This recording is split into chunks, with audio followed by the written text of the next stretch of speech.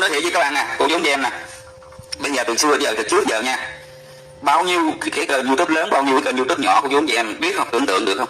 Mấy ngàn cái kênh đưa ông lên như vậy, làm sao không nổi tiếng? Bây giờ cô chú anh chị em đi, tôi đố cô chú anh chị em quay ngược lại quay tôi nè, mà nói tốt như tôi nè, thử cái tôi có nổi tiếng không? Rồi giờ á, lỡ lên rồi cứ là ảo tưởng, cứ tưởng là mình giỏi thật, nhưng mà thật chất cô chú anh chị em đi xem thì không có cái, mình nói thì cho mình không có nói lên những cái lời mà khó nghe, đánh mình thì đánh mình rất là ngay thẳng. Tại sao mình lại không bên lúc đầu là mình lại bên ông Minh Đệ, mà tại sao bây giờ mình lại không thích nữa? Tại vì mình không có thích cái sai, mình thích cái đúng.